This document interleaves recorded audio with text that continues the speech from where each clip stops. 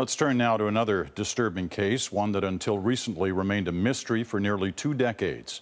Toronto police discovered the remains of a young woman in a burning suitcase in 1994, but her identity has only just been discovered, resulting in charges of murder.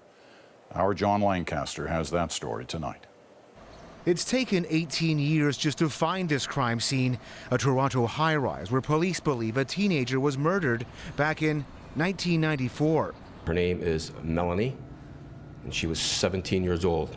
Today, police announced Melanie Bittersing is the so-called girl in the suitcase. The mystery began almost 2 decades ago when a suitcase was found burning at an industrial park north of Toronto. Inside it, a body.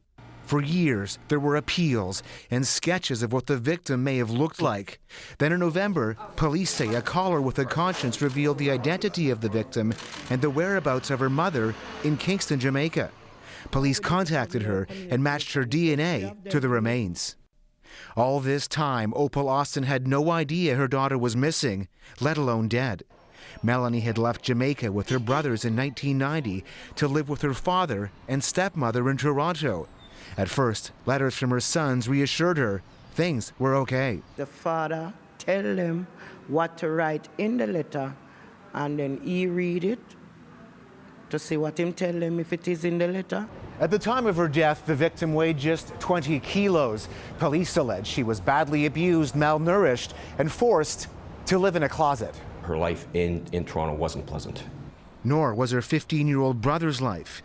2 years before Melanie died, he plunged from a balcony at the same high-rise police were combing today. The death was originally ruled a suicide. Now investigators aren't so sure. Neither is his mother. Him wasn't that type of a child for say jump off nowhere. While it may never be clear what happened to her son, after almost 2 decades, her daughter's remains will no longer be unidentified and unclaimed.